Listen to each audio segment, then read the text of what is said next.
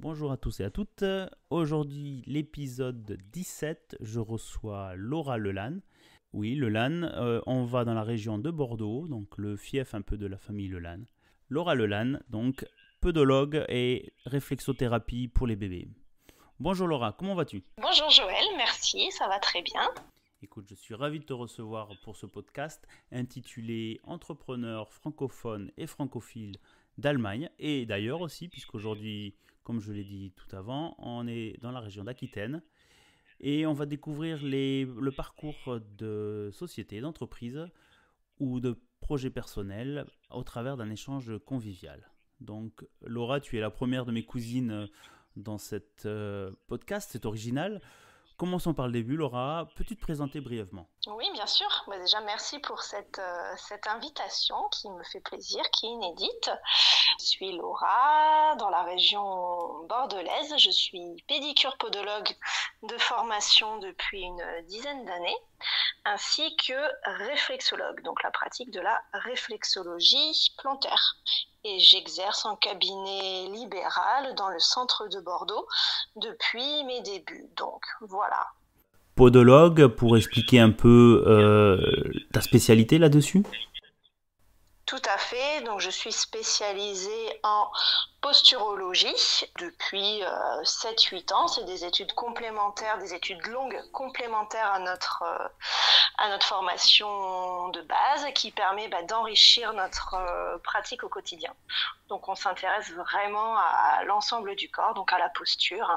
Et on essaie d'en comprendre les mécanismes pour répondre au mieux aux patients, à leurs douleurs chroniques, à leurs problématiques. D'accord. Voilà. Et puis depuis peu, malgré un cabinet qui marche très très bien, j'ai eu envie de créer d'autres choses, donc d'où la pratique de la réflexologie pédiatrique, donc sur les bébés et les enfants. D'accord, ça c'est la partie, le massage des plantes du pied. Oui, tout à fait. En termes techniques, donc réflexologie plantaire, puisque au niveau du pied, il y a beaucoup de zones réflexes. Nous avons plus de 7000 terminaisons nerveuses par pied.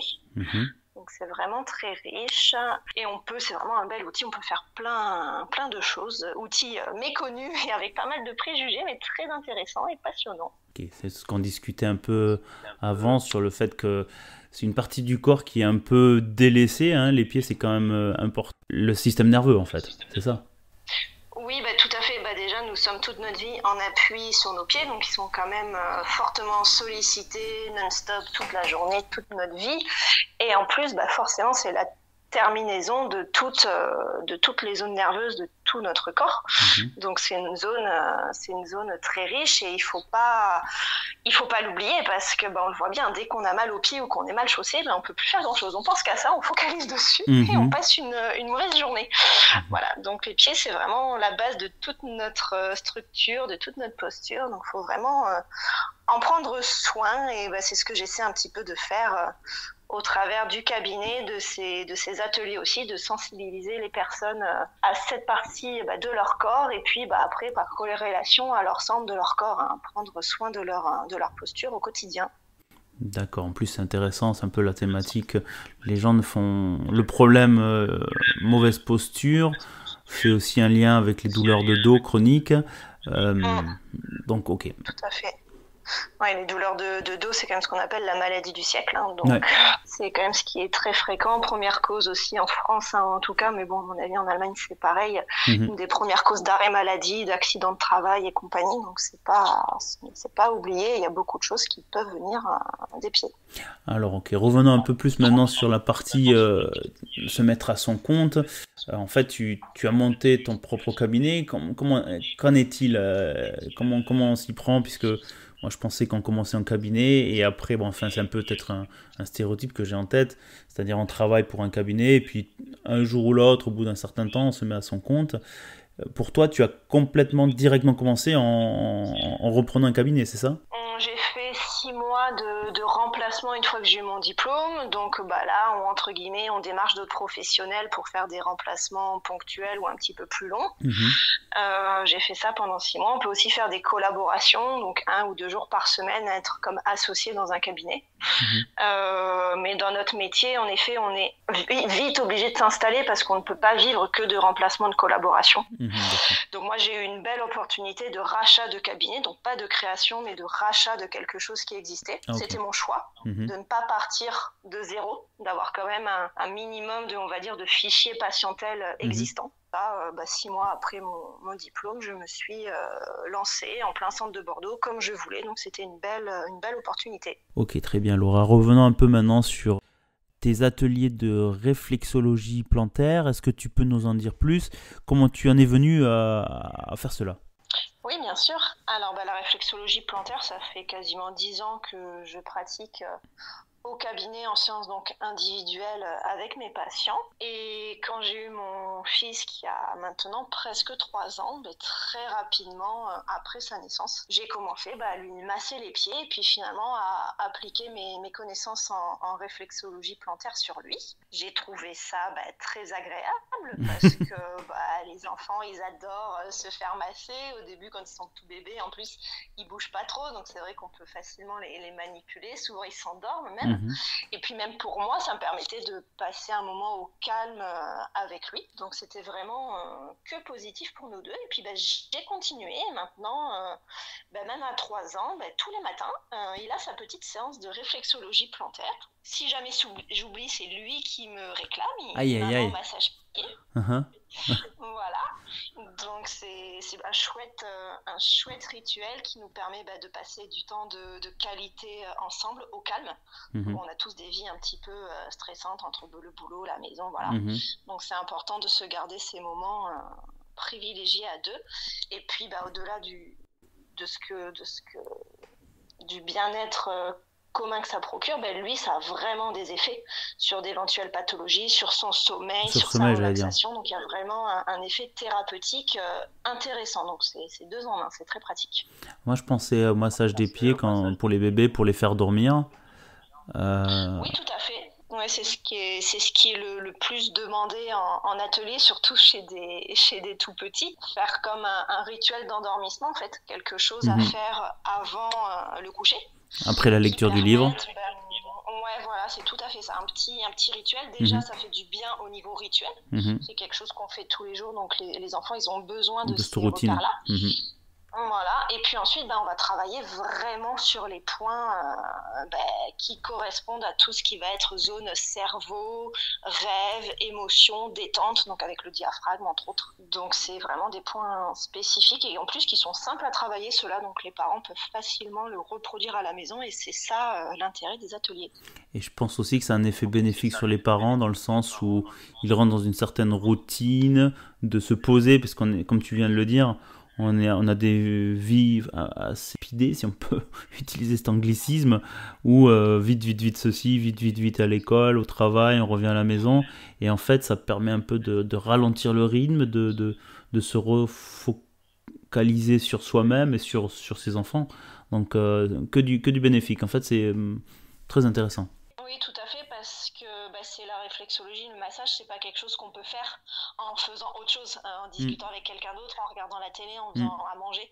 C'est pas possible, on est obligé d'être présent avec notre enfant, d'être un minimum concentré aussi sur ce qu'on fait. Et donc c'est vraiment, on redescend en pression à deux et c'est vraiment intéressant. Et même pour le parent, en effet, c'est bénéfique.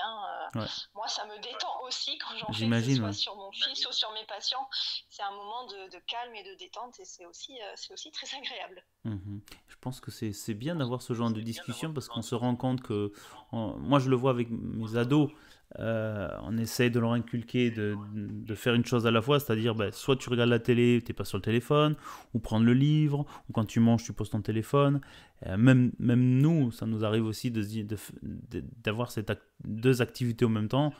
Ce qu'on appelle le multitasking, que je n'y crois pas trop, qui est très mauvais pour le cerveau. Donc c'est vrai que là, tu reviens sur cette théorie, et c'est pas une vieille théorie, c'est-à-dire se dire, il faut faire une chose après l'autre, prendre du temps pour ce moment de détente, puisqu'en fait, c'est bénéfique pour le cerveau, et ça permet aussi de repartir de plus belle derrière. Donc très intéressant, très très bien. Oui, tout à fait. Oui, on n'est pas fait pour faire plusieurs tâches à la fois. On ne peut pas se concentrer de façon en tout cas optimale sur plusieurs choses. Et c'est les bases, que ce soit en posturologie ou réflexologie, on étudie beaucoup le système nerveux et donc on le voit aussi dans nos études. C'est pas possible. Donc ces outils-là permettent en effet de se reconcentrer sur une seule chose à la fois de façon vraiment optimale. Ok.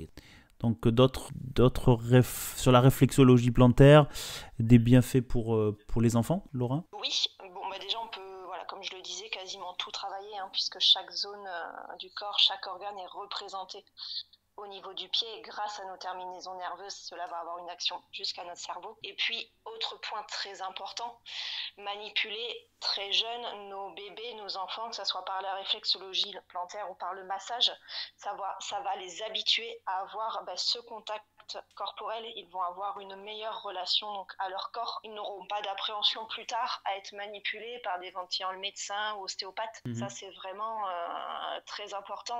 On a besoin de ces massages, on a besoin de stimulation au niveau de notre épiderme. C'est important d'introduire ça très jeune. Et puis après, par transmission, si eux ont été habitués comme ça, ils transmettront à leurs enfants. Et ça, c'est un côté qui est vraiment intéressant et que je prends le temps de bien expliquer aux familles également en atelier. C'est pas juste sur le moment pour faire du bien, c'est aussi vraiment sur du long terme. Pour toujours pareil, prendre soin de nous, avoir un meilleur rapport à notre corps, etc.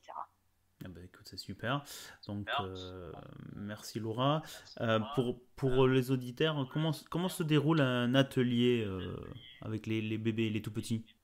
Alors, d'un coup, c'est des séances en individuel ou en collectif. Ça dépend un petit peu du choix des parents et de nos agendas respectifs. On peut commencer très tôt après la naissance et on peut continuer facile jusqu'à 3, 4, 5 ans en fonction de la disponibilité de l'enfant. Donc une fois par semaine et après c'est une question de routine, c'est un peu comme la méditation, c'est-à-dire qu'il faut faire régulièrement ces exercices. Tout à fait. L'intérêt, c'est de le pratiquer régulièrement. Donc moi, j'apprends aux parents les bases pendant une séance de 1 heure. Je vais leur montrer les points clés en fonction de leurs besoins, des besoins de leur enfant. Et ensuite, important quand même, parce que c'est pas facile de retenir tous ces points en un atelier. Ils repartent avec un support personnalisé, donc il y a un gros schéma en fait des pieds, où je vais indiquer toutes les zones que nous avons travaillées ensemble, donc avec des couleurs, des indications, pour que ça soit le plus clair possible, qu'ils puissent le repratiquer de suite après la séance, pour que ça soit bien ancré, et qu'après ça devienne facile en fait, que si leur enfant a un rhume, ils vont savoir de suite quelle zone venir travailler. Si l'enfant a besoin d'être détendu, pareil, et de suite ils vont savoir quelle zone travailler. Ça va être en fait un automatisme facile à mettre en place. Voilà. Écoute, très bien Laura, je pense qu'on arrive un petit peu à la fin de notre échange. On a parlé du déroulement des ateliers, en quoi ça concerne l'activité de podologue et pédicure. Est-ce que tu as un autre point à partager avec nos auditeurs? Comme je le disais au début, les pieds, les podologues, c'est soit une profession un peu oubliée où on n'ose pas trop. Donc il faut pas, les pieds c'est vraiment important. J'insiste, c'est notre base, donc prenez-en soin. Il y a vraiment des solutions qui peuvent être apportées, ne serait-ce que sur des conseils de chaussures, où des fois on est très mal chaussés, donc nos pieds ils souffrent toute la journée enfermés là-dedans. Donc les conseils d'un professionnel bien formé, c'est toujours utile et c'est vraiment pas du superflu. Et je sais par exemple l'idée à la maison quand on rentre de prendre une balle de tennis. Enfin moi j'ai le problème d'avoir des pieds plats, voilà, petit détail, d'avoir une balle de tennis pour travailler comment on appelle ça, la sole plantaire, la voûte plantaire, merci, qui permet un peu de détendre. Et on le dit aussi, les gens quand on fait des longs voyages en avion, bon c'est plus trop le cas actuellement, mais le fait de se mettre pieds nus et de faire avec les orteils, enfin j'avais lu pas mal de sujets là-dessus, je trouvais ça un peu rigolo au début, j'y croyais pas trop, puis en fait pratique toute simple, mais qui en fait ont un effet sur le reste du corps qui sont impressionnantes. Donc voilà, je pense que tu confirmes. Oui, tout à fait, c'est tout bête à faire, ça prend 2 minutes et ça permet vraiment de tout détendre, les pieds mais aussi l'ensemble du corps. Et mieux que la balle de tennis, c'est la frite de piscine. Petit conseil, les grands boudins là de piscine. Ah, faut les avoir aussi. Le tennis, c'est plus facile à en avoir. Oui, c'est plus facile, mais on coupe un petit morceau et en fait, niveau densité, c'est parfait. C'est moins dur que la balle de tennis. D'accord. Donc c'est plus confort. Et puis avec une autre partie, on peut se masser le dos, les cervicales, le crâne. Enfin, c'est vraiment... Même si on n'a pas de piscine, c'est le bon truc à avoir à la maison. Petit peu tous les soirs en rentrant du boulot, c'est génial. Ah d'accord. Donc la frite, ou le rouleau, comment on appelle, les protecteurs en plastique, c'est ça, les isolants, c'est ça en fait. Non, les gros rouleaux. D'accord, ok. Les grosses frites de piscine qui flottent, là, les enfants jouent avec, adorent se taper dessus avec. Oui, voilà, par exemple, si on n'arrive pas à se masser, on se tape dessus. Enfin, pardon, petit aparté. Après le massage, baston de frites. Bon, mais très bien Laura, je savais très bien qu'on allait finir comme ça, donc on va finir là. Merci Laura pour ta participation. Un petit rappel de tes coordonnées pour nos auditeurs sur la région bordelaise. Comment on peut te contacter ? Oui, tout à fait. À mon cabinet, donc à Bordeaux Centre, par téléphone, mail, Doctolib. Et autrement, j'ai aussi créé une page Instagram qui s'appelle Un pied après l'autre. Et une page Facebook réservée plus là aux ateliers de réflexologie qui est Bébé Réflexo Atelier. Voilà. Et également, c'est vrai, un site internet fait par quelqu'un de la famille également, podologie-du6 bordeaux.fr. Voilà. Donc, le underscore, le tiré du 6. Très bien, écoute, merci Laura, ce fut un plaisir. À la prochaine, au revoir. Mais merci à toi pour ton invitation, c'était très agréable. Merci, ciao. Salut.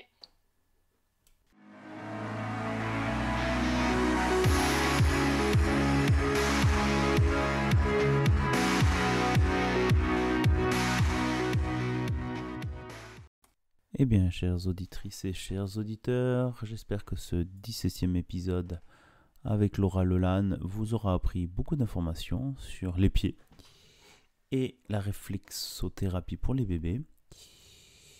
La semaine prochaine, pour l'épisode 18, nous restons encore en France, nous restons aussi avec la famille Lelanne, mais cette fois-ci nous allons dans la Bourgogne, aux portes d'Orléans, plus dans Lyon, à 150 ou 135 km de Paris, et nous allons rencontrer Véronique Lelanne, qui est herbaliste, formatrice et coach. Plus précisément le Colombier Vert à Chanlay, c'est au nord de Auxerre. Je vous dis à très bientôt et n'oubliez pas de vous abonner pour ne rater aucun épisode.